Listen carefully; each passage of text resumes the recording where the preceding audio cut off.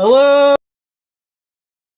So tonight, Charlie Wigman and I are actually going to be talking about some of the Marvel stuff that actually dropped on Thursday. And there's a big chunk of it that actually came out of it. I was not even expecting it. I was actually in the middle of doing a movie review with Rossi whenever everything dropped. So it was kind of new to me that all of a sudden we got this huge news with Marvel, with Star Wars, and everything else that Disney actually dropped on us, and they continue to drop some more stuff on us throughout this weekend as well. But with further ado, let's go on ahead and talk about some of the topics for tonight's episode. We're actually going to do a little bit of Star Wars mixed in with a little bit of Marvel stuff, and also too some of the other things that Disney actually dropped on us, including a Mighty Ducks trailer, which is something that I really want to talk about. So, without further ado, let's go on ahead and get on with this topics. I figure we should start out with the biggest news is that we're finally getting a Fantastic Four movie by Marvel. That is something that I was not expecting right off the bat. No, I wasn't either.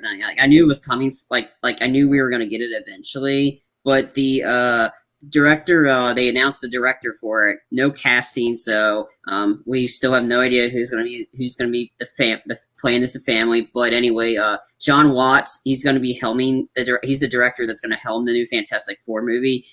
If you don't know, he was the director of the Tom Holland Spider-Man movies. So he essentially got Spider-Man's first foray into the MCU. So after acquiring back the rights to the comic publisher's first family with Disney's acquisition of 20th Century Fox, Kevin Feige officially announced during the Investors' Day presentation that a Fantastic Four movie is officially in the works, with Tom Holland Spider-Man director John Watts at the helm.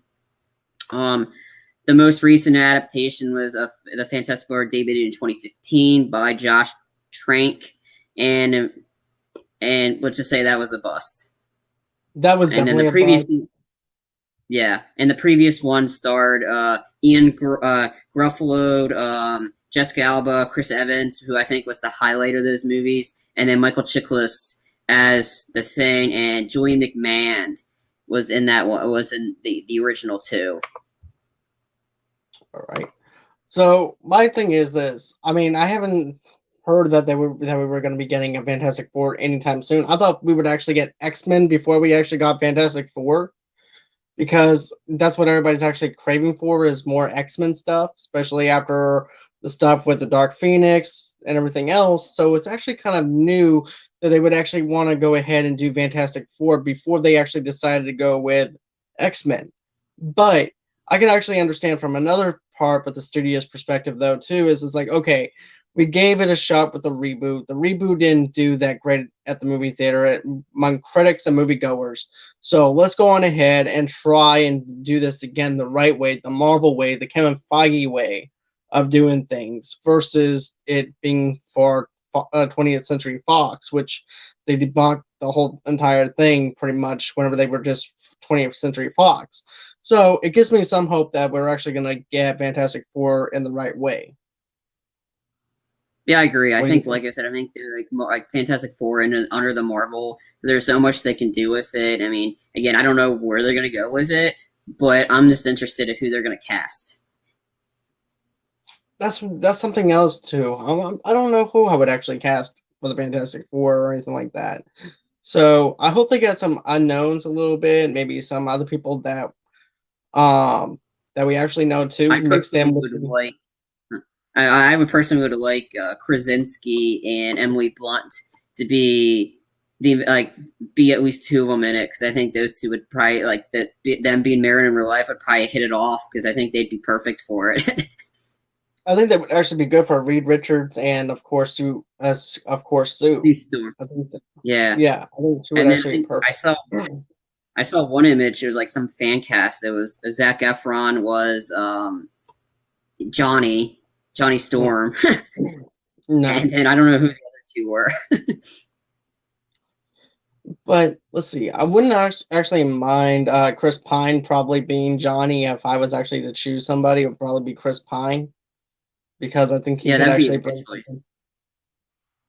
But still, that's my thinking on that part.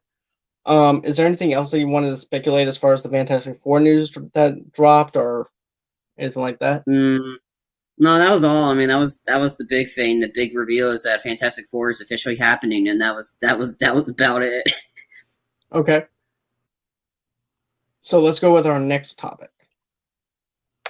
Wasn't like this one was kind of like like we knew this movie was happening, but they just confirmed it as regarding Marisha Ali's Blade movie. They officially confirmed it as a movie. Um, we've known about Blade was happening since 2019 San Diego Comic Con.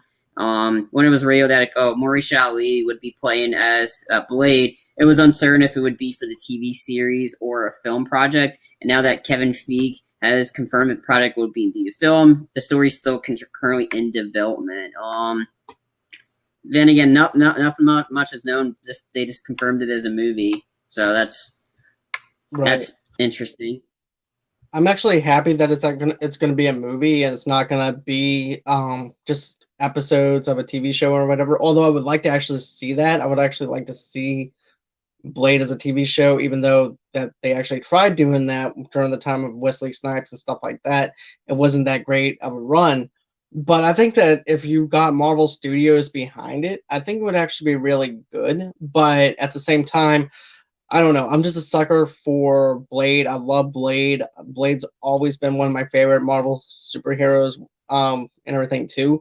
And not to mention, we're actually getting an actor that knows martial arts and everything too, and he's also a martial artist. So I'm actually happy about that. Not no disrespect to Wesley Snipes or anything like that. I'd love to see Wesley Snipes to return as Blade, but of course, age is a big factor. Not only age is the big factor or anything like that either. You also have to look at the fact is does he fit in with the universe that Disney and Marvel is actually trying to create, and if it's actually going to be something that they can actually create, it can actually go good if they actually do decide that they wanted to have Wesley, but maybe that universe is not made for him. But that's just my line of thinking for that part. But I wouldn't mind seeing a little small cameo from him. Maybe he can be Whistler or something like that, a different type of Whistler than what we normally got from the other three Blade movies. But what do you think? I'm just interested if how they're gonna do it. I mean, Blade has always been it's like Deadpool has been R. I don't see how you can do Blade as PG-13. But that's me honestly. Like it's got to be R. I mean, like if you're going to do Deadpool 3 as R, you have to do Blade at least R in some capacity. I mean, that'd be cool. Honestly, I love the Wesley Snipes Blades. I thought they were entertaining, despite their bad reception for the third one. But I still I was entertained by it. But I just want to know in what capacity is Wesley going to be in it? Because if he's like if he plays the father, because this could be the son, because this has been years since the last one come out. There's potential for that, but like I said, I'm just interested in what storyline they do. I don't want them to reboot it. Seriously, they don't. We don't need the whole Frost story again. I've seen it. Stephen Dorff was great as Frost. I want to see where else they're going to take this. Right, I agree with you. I think that they actually have potential to actually do whatever they want to do, and with the creative control that they actually have now. I love Deacon Frost. Deacon Frost is probably one of my favorite villains as far as all the Blade movies and stuff. I wouldn't mind actually seeing him return as long as they can actually give us something a little bit more. Maybe they're like, okay, well, you know what? We didn't actually get Deacon Frost the way that we wanted to actually have him in the 1998 version.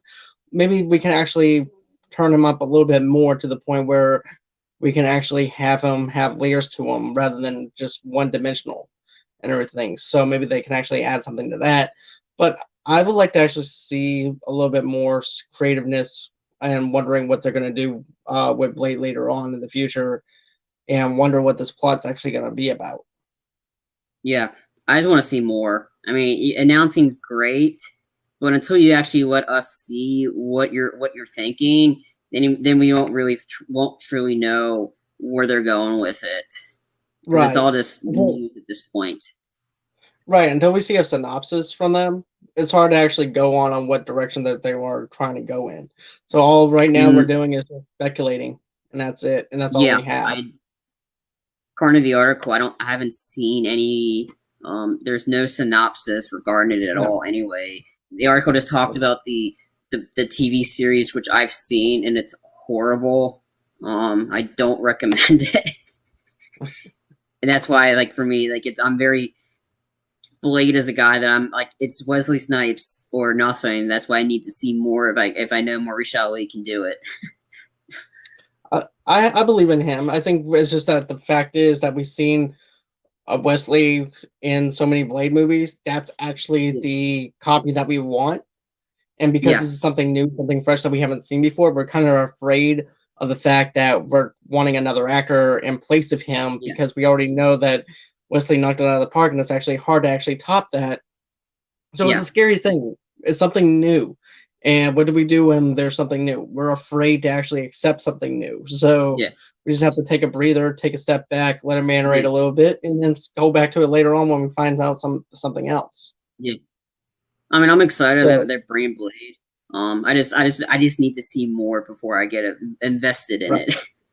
Right, I gotcha. So, what else do we have? This wasn't an article, but they announced it like might have been yesterday or that. It was that Rachel McAdams is returning as her character in Doctor Strange, the Multiverse of Madness. That's the Doctor. Okay, I wonder what they can actually do with that. What kind of role does she actually play with that? Because I thought she was pretty much one of those characters that was just there to serve a purpose for the first film. Unless it's going to be like a little short part again inside the hospital and things like that. They doesn't did really confirm excite me that much.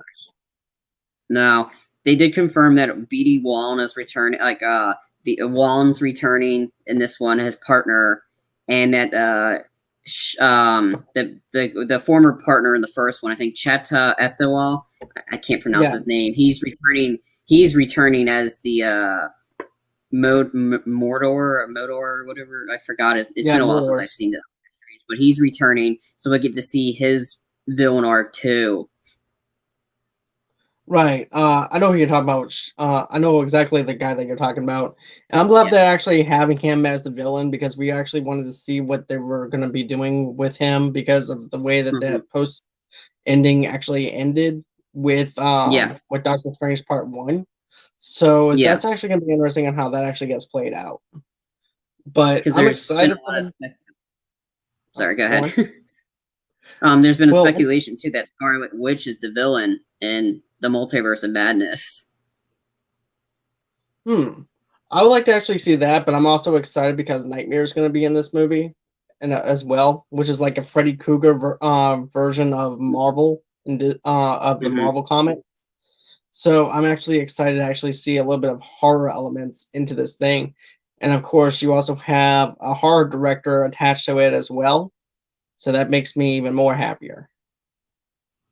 And he's a guy that's done sequels before in the Marvel universe with the Spider-Man movies with Tobey Maguire. So that kind of might be leading it. That's why there's speculation that there's ties to Spider-Man 3 from Doctor Strange. And there's an article about that too, about how Feige confirms Spider-Man 3 ties into the Multiverse of Madness.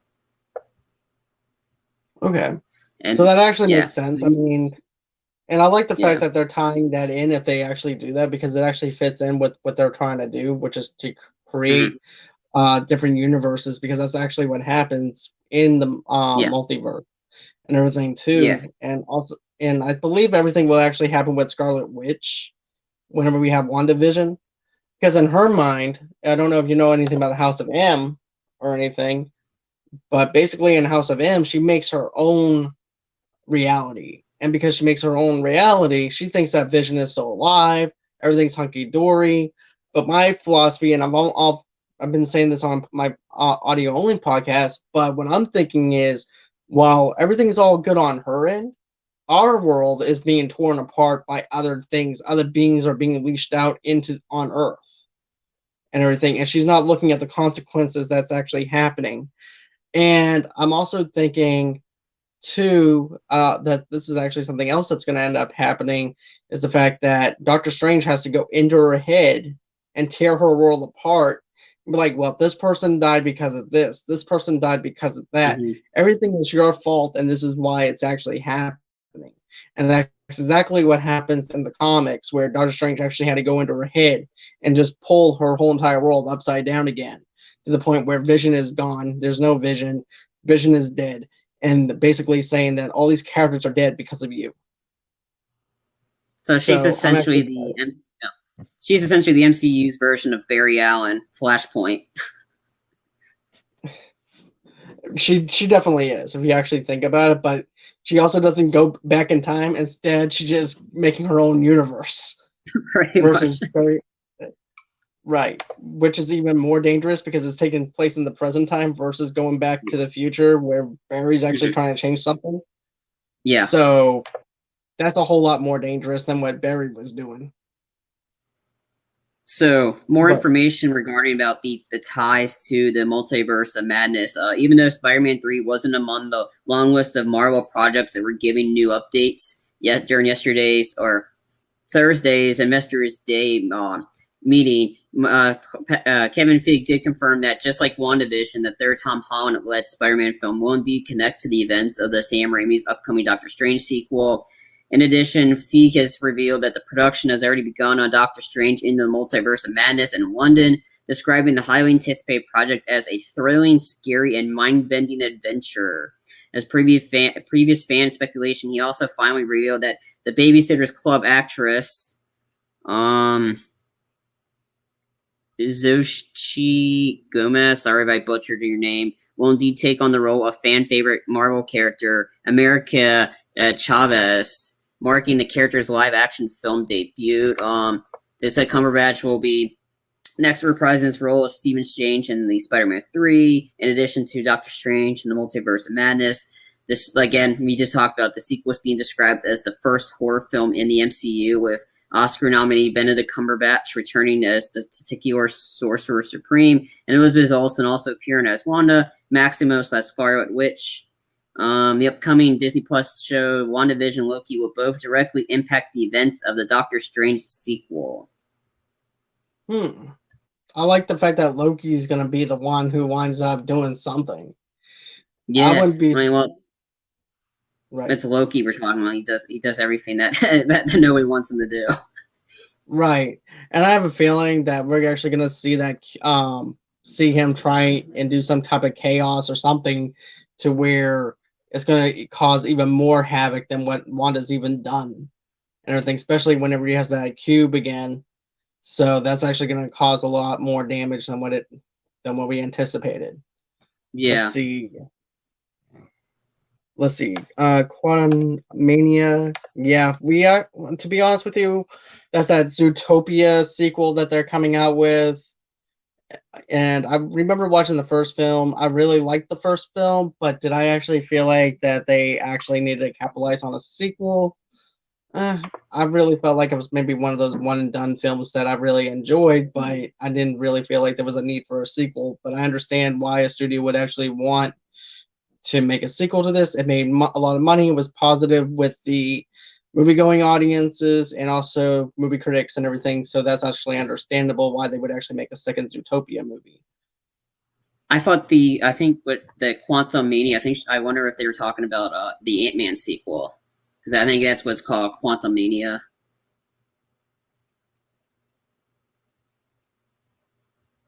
Yeah, I agree with you on that as well. I mean, the Quantum Mania thing, I think that's actually a pretty good title. Yeah. So I think with news regarding that is that that Catherine Newton, she was the actress that was just in that Vince Vaughn horror comedy Freaky. She was just she's been joined the cast in the highly anticipated third Ant-Man and the Wasp film. And so she's gonna be signed on as Cassie Lang, which is a recast as her. Okay.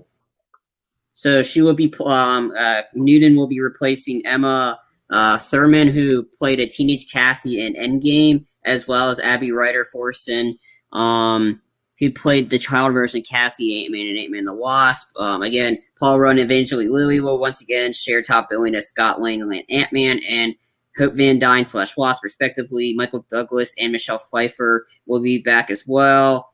Again, and then the rest of the crew, like Michael Pena, Tip T.I. Harris, and David Dastmalchian, seems likely to return, but not been officially confirmed. And then the other big part about Ant-Man 3 is that perhaps the most intriguing piece of it, when Jonathan Majors was reportedly cast as Kane the Conqueror. So Kane is not a traditional Ant-Man villain, but he is an Avenger nemesis with the potential to be the MCU's next big bad. Kane hails from the far future, and his comic incarnation has repeatedly attempted to conquer the present. Okay, so let's go with the first thing where the actress got recast for Hank Pym's daughter. That's not a surprise because they always recast these child actors all the time to make them look older. Then, of course, I kind of figured whenever they're going to do a third Ant-Man, that's just going to be recast again. So that's not any news to me for that part. As far as the other news, but Christian Bale, I'm sold with Christian Bale and everything being the new baddie because I think Christian Bale can actually go up again. I think it would be actually interesting to see how he actually goes up against Stephen Strange, how he goes up against all these other new Avengers and everything as well. And you know, I think that was something that is going to be kind of interesting about how they actually interact with him. And also too, he's not as strong as what Thanos is, but he's just as bad as just as evil and is just as brutal as what Thanos is. So I'm glad that they're actually putting some type of mystical element into this villain and everything too. I like his name. I thought it's funny. Gore the God Butcher. I just think that's just classic. That's perfect for Christian Bale. And also Thor, they also announced that Jamie Alexander is reprising her role as Lady Sif for not just the Loki series, but the new Thor Love and Thunder as well.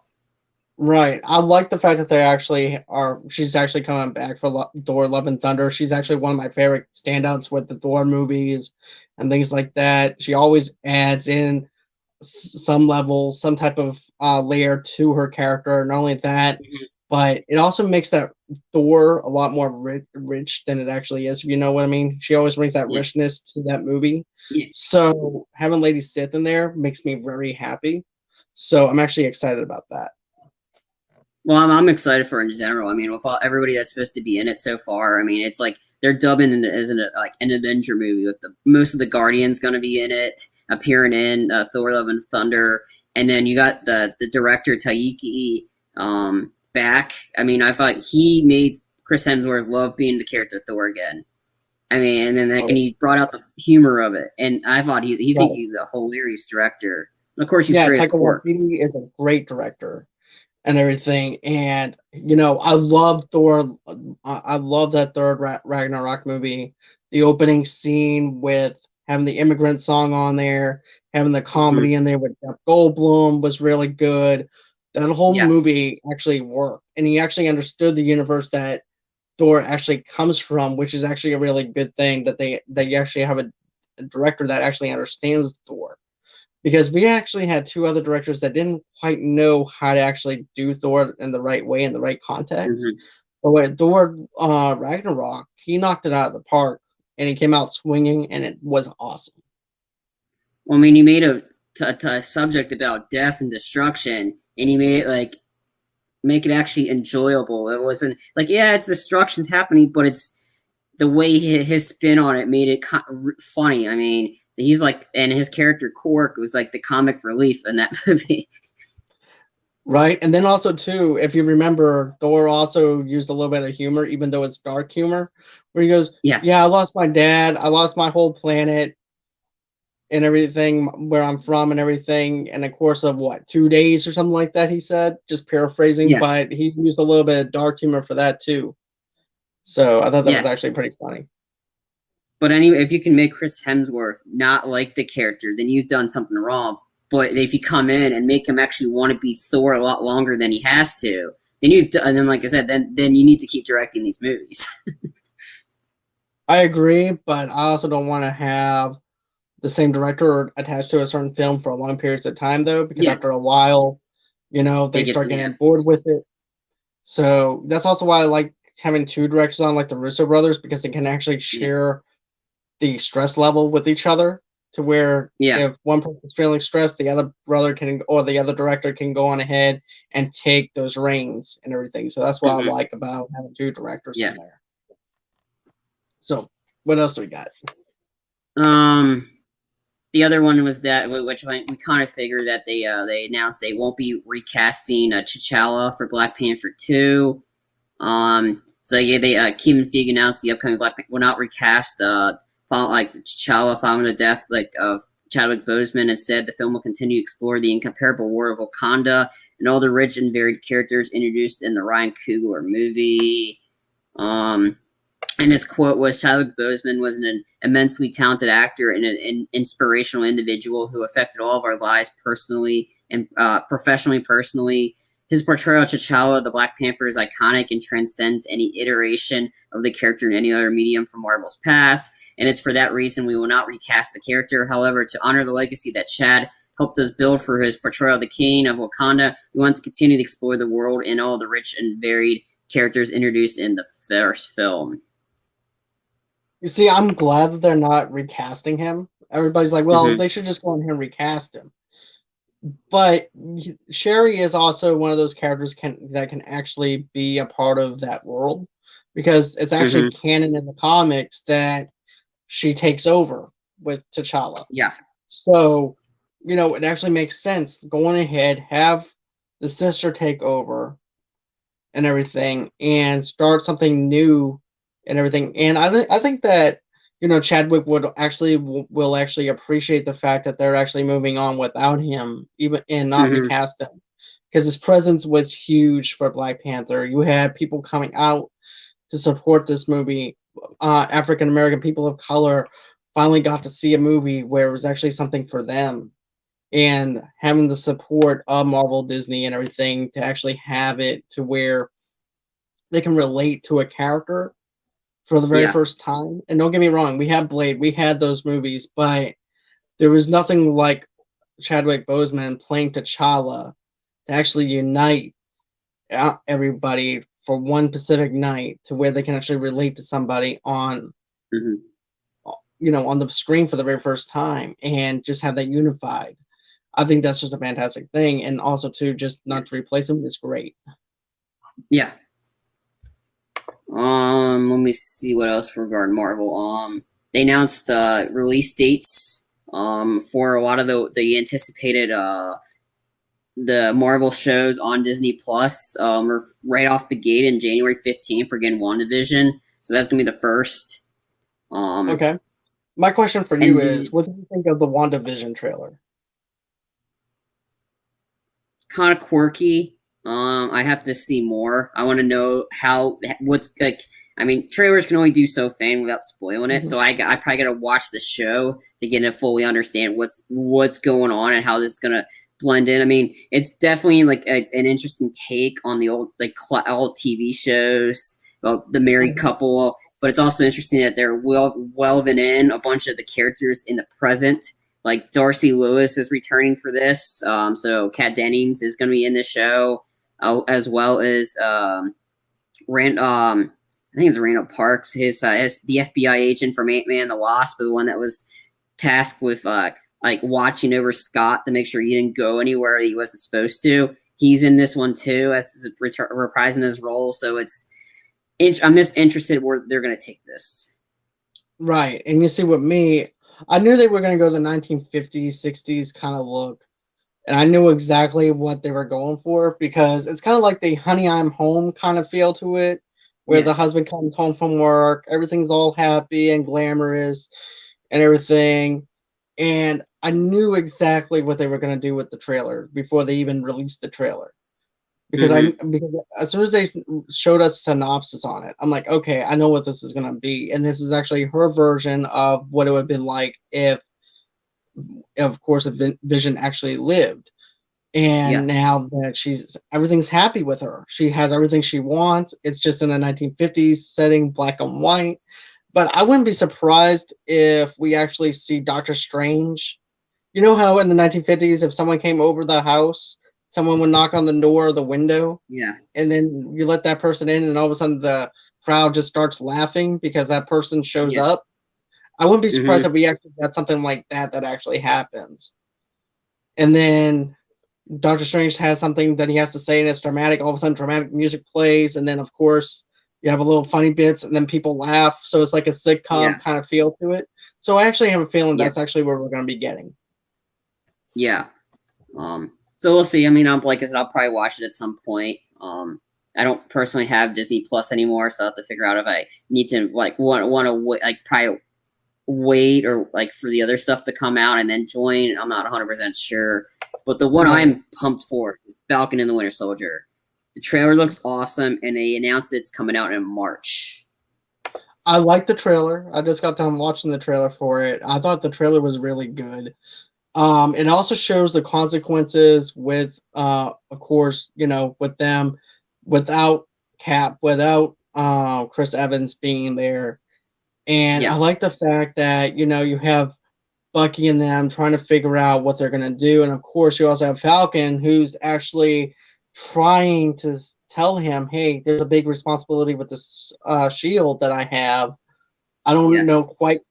I don't quite know what to do with it and don't know what to make of it. And the action sequences were really good in this trailer. I really thought the action sequences really worked. The humor between Falcon and the Winter Soldier was really good. It definitely feels like a buddy cop type of TV show that's actually part of a military kind of background to it. So I'm actually excited for it. Yeah, I think it's gonna be a great show. I'm excited, and like, there's other like characters that are gonna show up in it. Sharon Carter is supposed to be back in the show, and then that Baron Zemo as well. All right. What else did you like about the trailer, though? Oh, I thought like they said this mainly the butting to the heads of the two of them. Like, oh, what are you? Is your robot part stopped working? Because I can sense you have a brain freeze right now, or whatever. Or do you got a plan? Yeah, jumps out the window, jumps out the airplane. Okay, so no plan. I thought that the humor in itself was really good for that show too. I really did. All right, that's the one show I'm really excited for. And the other one they announced was, again, they showed us the trailer for Loki, and they announced a May of 2021 release date for it. Okay. So I know that you're kind of iffy with it as far as the trailer looks and what they're going for. And I'm also one of the few people that love. As a matter of fact, I love Loki. I love his character. Of course, I like Tom Hiddleston as Loki, and also too, I kind of figured it was going to take place after he winds up getting the cube back and everything, especially with Endgame. So that's not a surprise right there. And I also like the fact that he's going to be popping in and out of different parts of this new MCU. So I like that as well, and I'm hoping that Chris Evans actually notices him and be like, okay, is this really my brother, or is this a ghost of my brother, and stuff like that too. Yeah. But I'm on for Loki. I cannot wait to actually see what they're actually going to do with it. I just need to see a little bit more, like you said. But as far as the trailer looks, it looks good for a trailer. I'm sold on it. So, I mean, I'll probably watch. Like I said, I'll watch it. Like I said, I just find it interesting. It's coming out in May, and that's supposedly around the same time as Black Widow's coming out. Not specific, but it's coming out in the same month. They announced a ton of other stuff coming like that, specifically for the She-Hulk series. I heard there's a rumor that Daredevil, Charlie Cox's Daredevil, is going to be set to appear in this, but nothing's officially been confirmed. But what is confirmed is Tim Roth is returning as the Abomination in She-Hulk. You see, I'm all for him returning in this thing as She-Hulk, because everybody forget that, some people were asking too, like, okay, is Abomination still connected to this universe, or is this a separate universe that Universal made? And the answer to that is it's still connected to this universe. Otherwise, we wouldn't have the Colonel that shows up in Civil War. We wouldn't have that. Yeah. And it's actually the same Edward Norton Hulk that we got and all the other in the Avengers movies. So it's the same Edward Norton Hulk. It's just that it's a different actor playing that character. So I'm actually excited to actually see the Abomination again, and also too maybe they can actually add some good special effects this time where it's not a little too bulky Yeah. and stuff like that. But it was good for a good release for 07 or 08. So I'm actually excited to see what they're gonna do with that. Also, too, um, as far as everything else goes, as far as She-Hulk and maybe Charlie Cox might be showing up, it actually would make sense for him to show up, considering the fact that She-Hulk is also a lawyer. Yeah. So the character is also a lawyer. So hmm what better person to actually lawyer up with than Charlie Cox's Daredevil Matt? So I think that would actually be awesome. I think I read something that Ruffalo and Hawkeye are set to appear in that one as well. Yeah, that's actually true. I remember Yeah. when Buffalo got casted for She-Hulk. And then, of Yeah. course, we also have some Hawkeye news, too, I think. Yeah, so like that's just gonna sum up the remaining stuff. They announced that there's doing a Secret Invasion series for Disney Plus starring Sam Jackson and Ben Mendelsohn. This was kind of like announced like or kind of like speculated at the end of Spider-Man Far From Home, where whenever it was really revealed that Nick Fury and Maria Hill were Skrulls and Nick Fury was up on the space station. So that's something interesting. They're doing an Armor War series starring Don Cheadle reprising his role as War Machine. And then they announced that that Miss Eamon Valini's Miss Marvel is going to be appearing in Captain Marvel 2, as well as Brie Larson returning as the role, and I think somebody else was going to be in it too, but we'll see on that one. Well, my question is this: what news excites you the most for that? For I would probably say I like this. The Secret Invasion is going to be kind of interesting because I can see if they do that. Because technically, there's a comic that involved the Skrulls that involved Deadpool, so there could be his connection with the Skrulls and Deadpool, essentially. But that's true.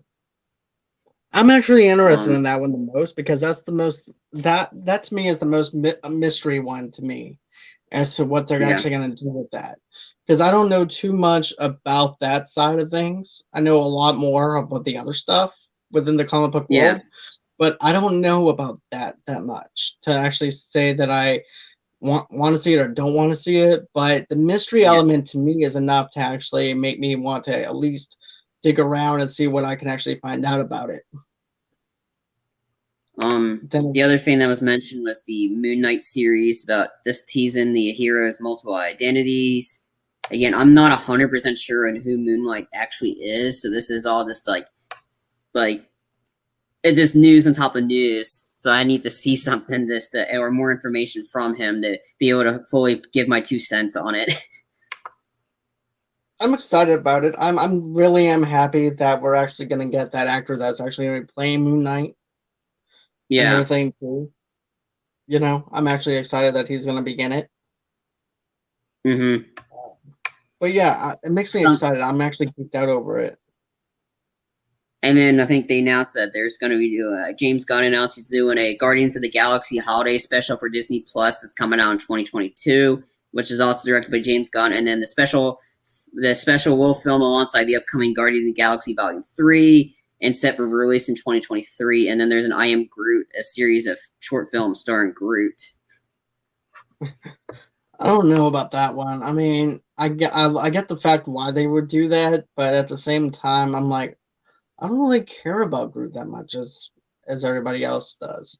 I like the Guardians in itself as a whole, but as for Groot goes, I don't know. I mean, it's just something that I would have to see, other than the fact that he just says "I am Groot" over and over again.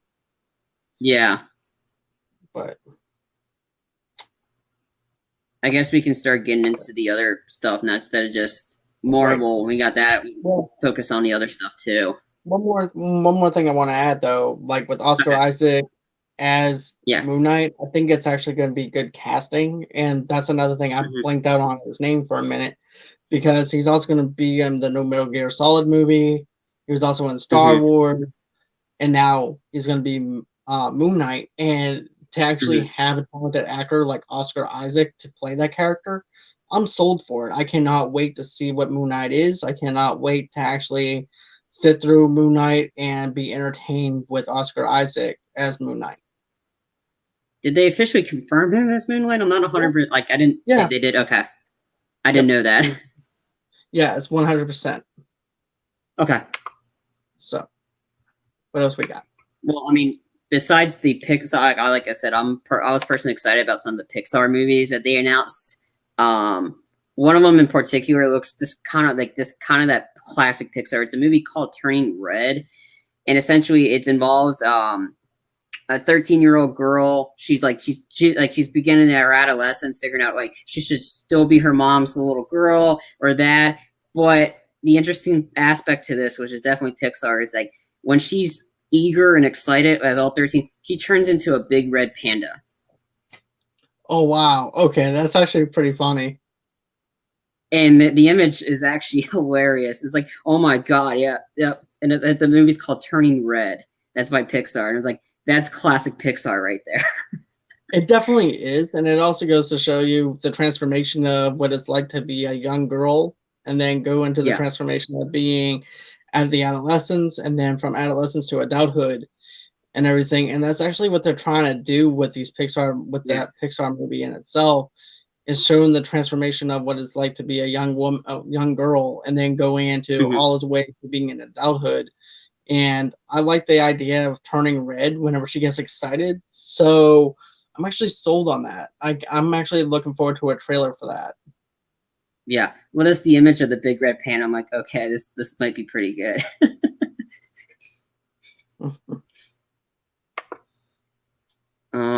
So there's a lot of Star Wars news that was announced yesterday, on Thursday. They not only announced roughly 10 Star Wars series are coming to Disney Plus, but it also gave early details about some of those few series as well as other projects. One was before the event. They announced Hayden Christensen's returning as Darth Vader for the Obi-Wan series. Great, we can hear about sand again. What do you think about that? I mean, do you care about the Obi-Wan series, or? I mean, I might watch it at some point, but I'm like, isn't that gonna get me excited to actually purchase Disney Plus? Not really. I mean, I like Ewan McGregor as Obi-Wan, but I personally am not a huge like Star Wars fanatic.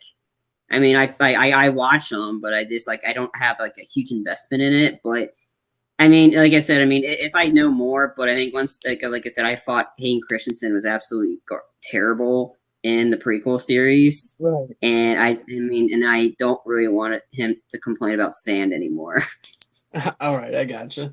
You see, I want to actually see an Obi-Wan series where he actually has to go full-on battle with Darth Maul, and it actually explains Darth Maul origins and everything else. And we actually got, matter of fact, I have a Darth Maul comic that actually explains his origin, even though it's in the Clone Wars, even though it's all part of that. But I want to actually see a live adaptation of that versus a cartoon and everything, because I think it'll be so interesting to actually see that play out in a live action versus animated cartoon. So again, I'm not sure. Like I said, Star Wars is usually hit or miss for me, so we'll see. And then also with Lucasfilm, they announced that Harrison Ford will be reprising his role as Indiana Jones for their final movie. I believe it says it's supposed to come out in 2022. Right.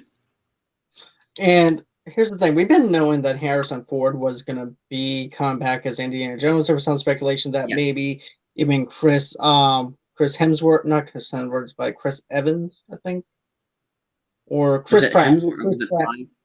Chris Pratt, no, Pratt. Chris Pratt was rumored at one time where he was actually going to probably be Indiana Jones. I was actually sold on that idea, and then of course, we got Harrison Ford saying that he would actually be down to actually play in Indiana Jones again. And of course, we got that very bad film that we got last time with the Crystal Skull or whatever. And it wasn't even that great of a film. So I'm hoping with this one, with them wanting to wrap it up, I'm hoping that he retires on a high note with this Yeah. and retiring the character, because I feel like Harrison Ford can only crack a whip so many times to the point where he has arthritis in his arms before he's actually done playing Indiana Jones. Yeah. So I think this will be a nice way to wrap everything up. Yeah. So the various things that were announced regarding Star Wars for Disney Plus series, there's is getting 2 new Star Wars shows, both spin-offs of The Mandalorian, Rangers of the New Republic, and Oshaka. The 3 shows are planned to feature crossovers in the future too. There's the Star Wars The Bad Batch, which is an animated series about the Bad Batch of clones from the Clone Wars. Star Wars Andor, starring Rogue One's Diego Luna, is coming to Disney Plus in 2022. There's one called The Acolyte, a new Star Wars series helmed by Russian doll creator Leslie Headland, set in the High Republic era of the franchise, coming to Disney Plus. I already mentioned Hayden Christensen returning. There's a droid story, a new project for Disney Plus, which will feature a new hero alongside R2-D2 and C-3PO. There's a Lando new event series coming to Disney Plus, and then there's a Star Wars Visions is an upcoming animated anthology series also to Disney Plus. That was with the series, and then we can get into the the movies announced as well at some point. You see, I'm not surprised to actually see an Oshaka TV series for a spinoff, especially how well that character was actually received from The Mandalorian. And since she was actually portrayed very well, since I liked her as a character with this version of her on Mandalorian and the positive reactions that everybody else got, I'm like, okay, she's going to wind up having her own TV series. And this only confirms it. And everything. Rosario Dawson does a very good job at playing that character. I thought she was very believable. I thought the back and forth between Mando and her was really good. I do like the action sequences. So yeah, sign me up. I'm actually sold on that. As far as the Bad Batch goes, I don't know enough about the Bad Batch to actually be sold on it. I know it takes after the Clone Wars, which I haven't really watched any of the Clone Wars stuff or the animated stuff or anything like that, other than maybe 3 or 4 episodes. I just need to go on and invest some time and energy into actually watching those series. I haven't personally seen The Mandalorian, so I've seen images of what her character looks like. So a lot of this new Star Wars stuff, I'm not 100% sure of what it's going to be about, since again I'm not as up to date on the Star Wars series and stuff. Okay. The big movie that they announced is that the movie called Rogue Squadron, which is going to be directed by Wonder Woman 1984's Patty Jenkins, and that's going to be out in 2023 of December. I'm actually happy that they're actually getting Patty Jenkins involved in something like this. I'm glad that she's actually signed on to do something for Marvel Disney, well, with Disney and itself, to want to do something that's relatable. So I'm actually happy to actually see her on there. Yeah, and then they discussed briefly the untitled Taiki Waititi Star Wars film, but there was not much more development from that. And then that's all it about the Star Wars stuff. There might be more that I missed, but that was the gist of what was announced. All right, so let's go and talk about the Mighty Ducks stuff. Did you see the trailer for that, or? I have not, but I'm familiar what the story might be for this. Okay, so the trailer is actually really good. I really enjoyed the trailer. You have, of course, Emilio Estevez coming back, returning as Coach Bombay, and of course, now it's a new batch of kids. And a 2020 world, which is completely different than the 1990s kids that he actually did. As a matter of fact, even the kids bring this up and everything too. They said, we're different from those 90s kids from the Mighty Ducks era and everything. And then they're like, then all of a sudden you see how terrible they are at hockey and stuff like that, to the point where the coaches just gave up on them and cussed them from the team. So the mother decides that they're going to go ahead. She's going to go on ahead and put together a team of misfits. And so she doesn't really know how to actually teach a hockey team or anything like that. So she gets Coach Bombay to actually help her. Oh, that's interesting.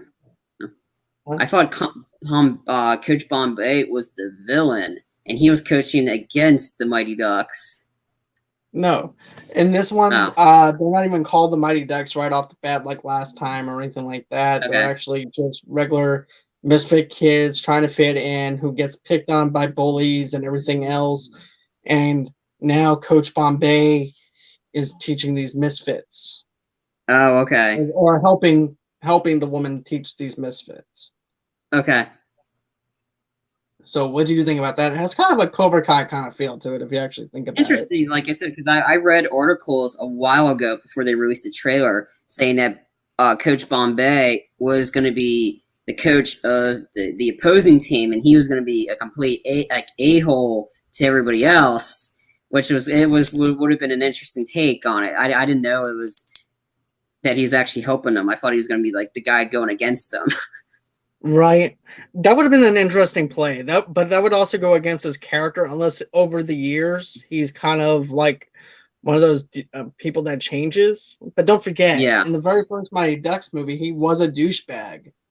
Yeah. And then all of a sudden he falls in love with the kids and everything and things like that. Mm-hmm. There's a total transformation for that, and then for him to go back again at that type of level later on, I don't know. Yeah. I don't know if that would actually go against his character or not, unless part H has a lot to do with it, but I don't know. But from the concept that I gave you, what do you think? I mean, it sounds interesting. I mean, it's classic Mighty Ducks territory. I mean, again, you're actually getting. Hopefully, you'll get more of Coach Bombay than in the third Mighty Ducks movie, which I didn't see at all because I mean, it didn't. He's not in it that long. It was kind of the second one ended on a great note.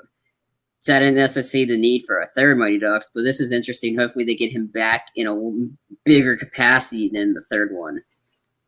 I hope so too, and also too, I think that we're going to see some cameos from the original Mighty Ducks as well.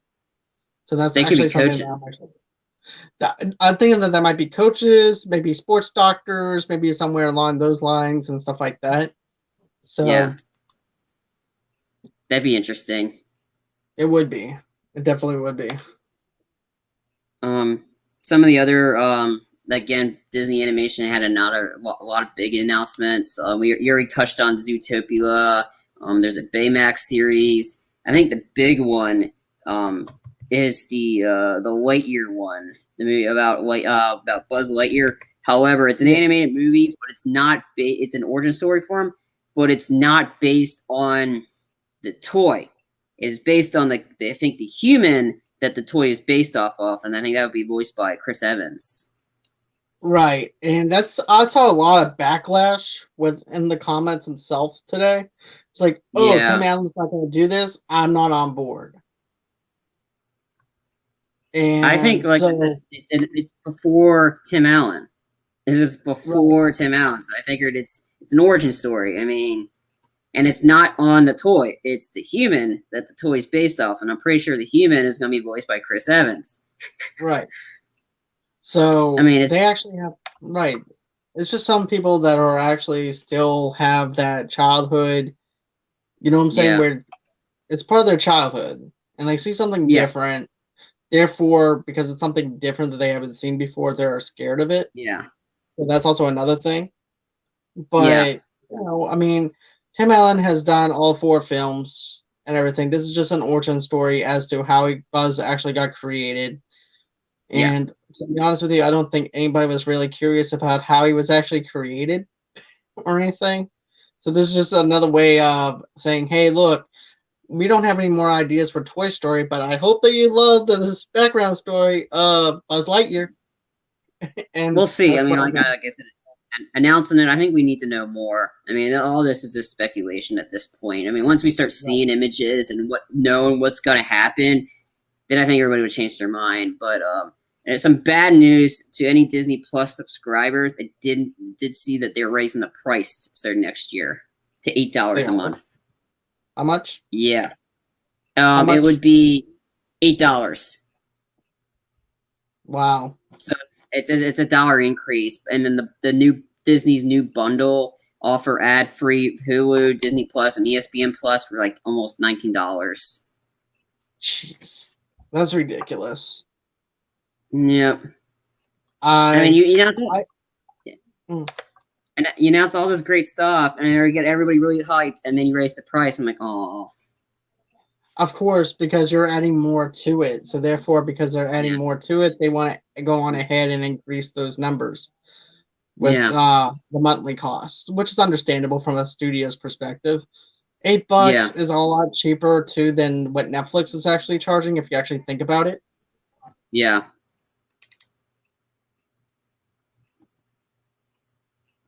So, what else we got? That's all I saw from this article. It Okay. was just, and then All right. it's only which this one thing that got me hyped, but it's only internationally that their Disney Plus is adding a star section to Disney Plus is for the adult content.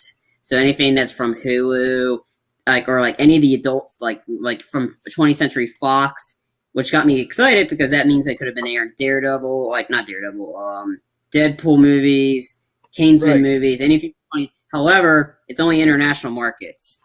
I'm like, That oh, sucks. because they don't have Hulu, and I'm like, oh, you really you need to start doing that soon because if you're going to be bringing having an R-rated Deadpool, I mean, I think it's only about time before you start, and then you're doing an Alien series. I mean, Right. That only makes sense to actually have a star rating by it to let us know this is for adults and everything. So I think yeah, they need to do that.